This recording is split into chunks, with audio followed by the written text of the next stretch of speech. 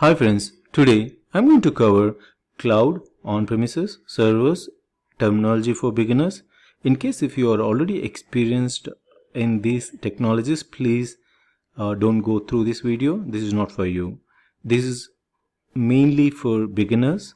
Before getting into our today's topic, I just want to show you where you can find more relevant videos. In my channel page, you can see the first playlist, or you can check for terminology for beginners. This will help you to understand the various terms in the cloud-based technologies. At the same time, there are many other videos which can help you to understand how to build the features step by step, and you also have the various interview questions, so you can go ahead with them as well. So let us dive into our today's topic, which is understanding cloud, on-premises, servers, technology. Recently, while I was interviewing the freshers or beginners, I noticed that people were facing tough time to even answer the difference between cloud and on-premises. So that's where I feel like they should have some kind of easy way to understand what is cloud or what is on-premises. So that is the reason I came up with some layman examples. Let me just dive into that first. So this is server and client. Guys, forget about what is server and client for a moment. For an instance, you're going to a restaurant. In the restaurant, your server will bring and serve the food to the customers. Customers is nothing but client here. So that is being prepared in a kitchen, right? So not everything is being prepared in the kitchen. Similarly, when you have some kind of applications, maybe the application server, print server, or maybe some kind of database servers, everything is on the server, and that will be served over the internet to the various customers or clients. It's very simple to understand. Just assume that you have a kitchen, and from the kitchen everything will be prepared there and everything will be available there in terms of the food, and that will be served by the server to the various tables or various customers. Exactly the same thing is happening even in the server and client terminology. Okay, so moving on to on-premises, what's the difference? Assume that you have a restaurant, or you can take your home kitchen. So in your home kitchen, you need to prepare everything. You need to maintain your home kitchen as well. If there is a dirt, you need to take care of it. You need to clean those things. You need to clean the vessels. You need to maintain your electricity. You need to maintain if something gets repaired, everything you need to take care of it. And the food which is being prepared in your kitchen will be served to your table, right? So similarly, in your on-premises servers, that servers are being maintained by you. In your on-premises, the terminology itself, it is saying it is on-premises.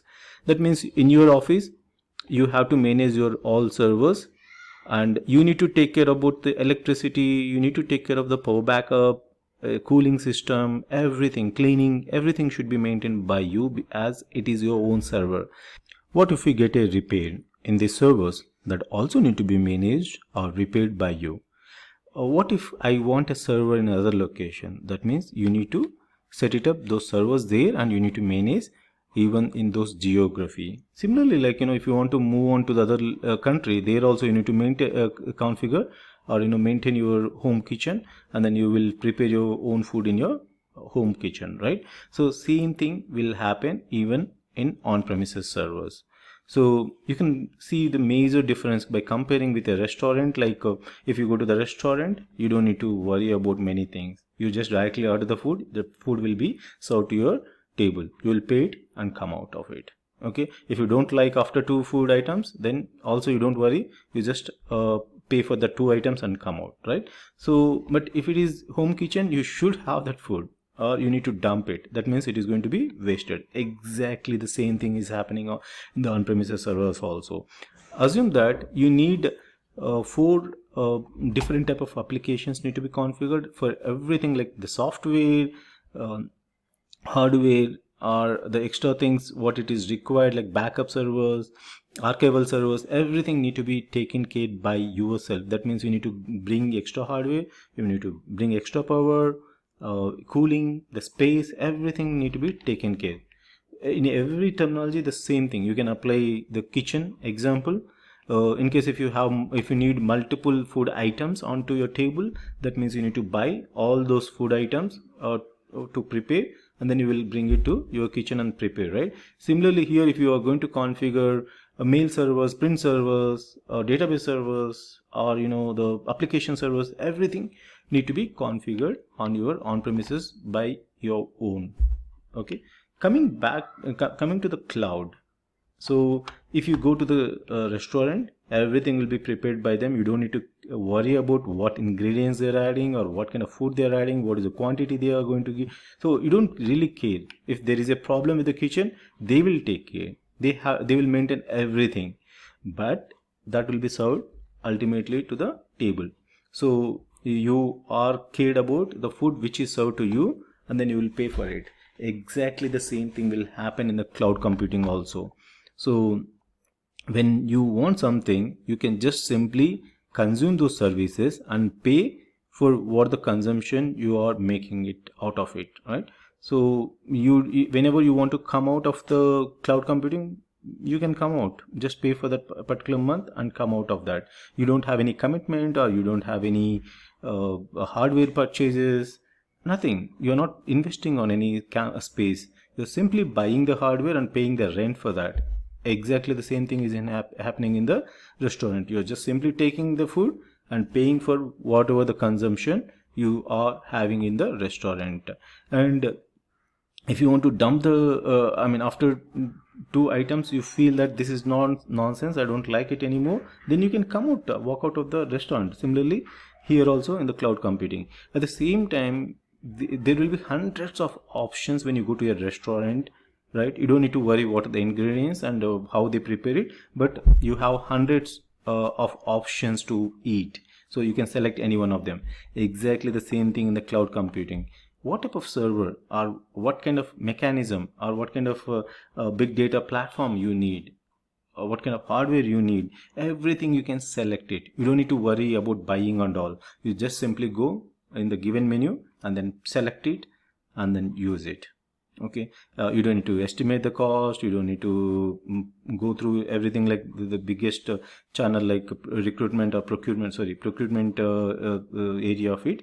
You don't need to worry about all this, right? It's not going to be, it's just going to be the operational cost. Okay, and the clients will be your application users. This is how the cloud works. So if you want to just give the example or differences between the on-premises and cloud, simply you can think of on-premises is nothing but which is being maintained by your own staff, and it is set up in your own premises, and everything need to be managed.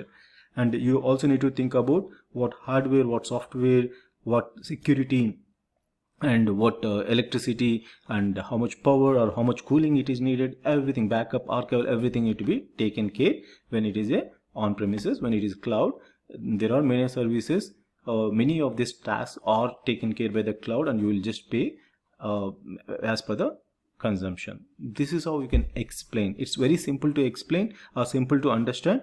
If you have any more queries, you can just drop it in the comments. I will definitely explain.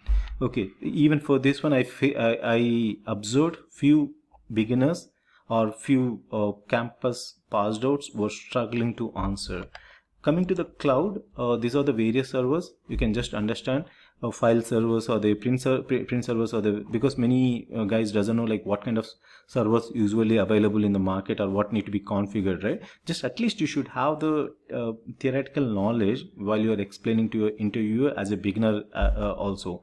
So these are the various servers: web server, application server, mail server, database server, media server, collaboration server. There are plenty more other servers, but you can at least know about this type of servers. For everything, even for your email, you need a server. Even if you are printing, you need a server, right? So for everything, server is a major part in your IT infrastructure. So these are the different type of servers you can even configure on the cloud. Okay. If you have any more questions, please write it in comments. Even you can drop your suggestions as well. Thanks for watching my videos.